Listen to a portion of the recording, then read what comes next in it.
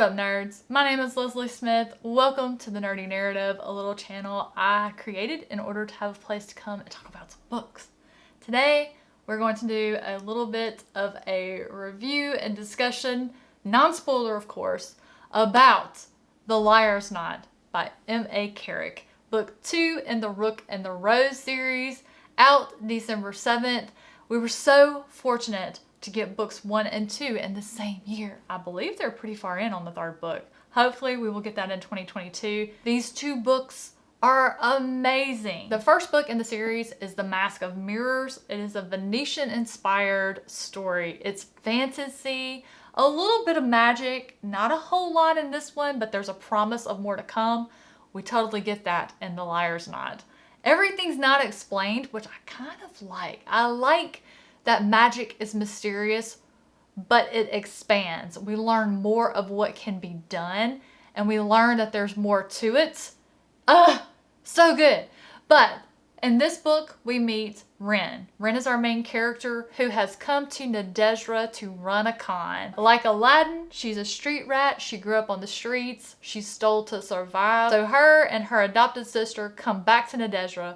They have chosen a family, House Trimentis, of the nobles that they're going to run this con on. The goal is to get adopted into this royal house, become a noble, steal all the money that they need to live a good life, cut out.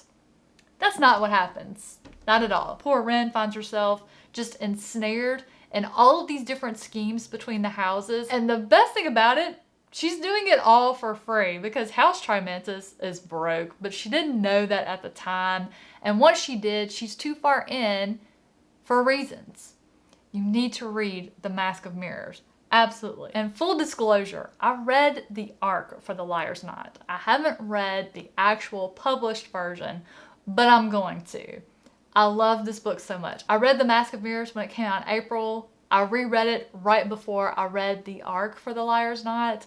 And I'm going to probably read The Liar's Knot once it's in my hands physically. And these books are just gorgeous anyway. They read so fast even though they're thick.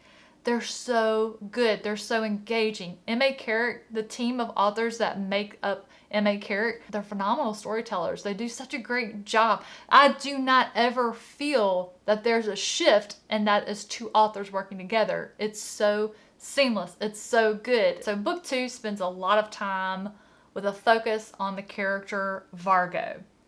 When I first read The Mask of Mirrors, I was very distrustful of Vargo, didn't like him. When I reread it, I liked him a little more. When I started The Liar's Knot, I was not liking him yet again, and I was like, I cannot believe I was letting myself like this character. And of course, just like they did in the first book, M.A. Carrick took me on a ride of emotions with these characters, just the revelations, the things that happened.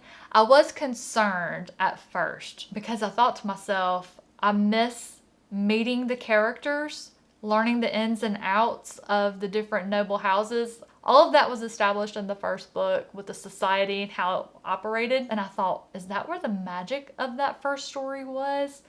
That quickly changed for me. You're always scared in a sophomore book that the magic is in the first one and that the second book is just going to be more of the same or the same story with a few minor changes.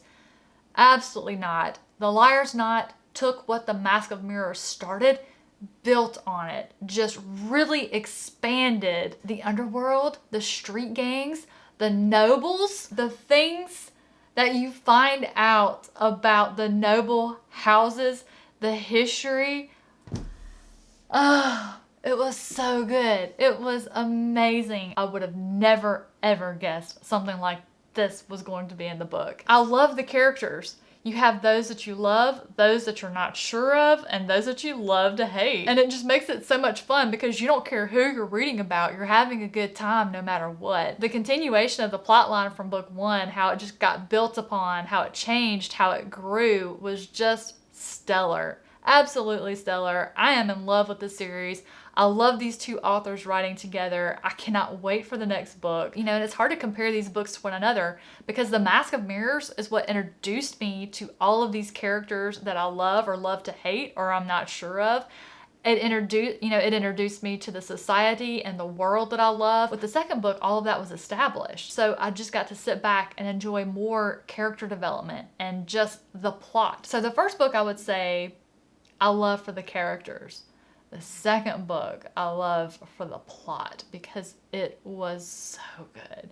So good! I just cannot recommend the series enough. If you love a good con artist story, or if you love a good mystery with a little tinge of romance and sexiness involved, not smut. I'm not talking smut. We're not talking smut. You would love this series. I don't even know of another series that I've read like it because I don't typically lean towards stories of this nature, but I'm gonna look for some more because I just really, really loved this series. That's the best I can do and keep it non-spoiler. If you've read this book or you are planning to read this book, I do have a channel set up on my Discord if you would like to come talk about it with the rest of us who have read the ARC, or those of us that'll be rereading the physical book when we get the copy in our hands. Would love to have you. That information is down in the description box below. Guys, thank you so much for watching today. I hope you enjoyed it. Have a fantastic rest of your day, and I will see you in the next one.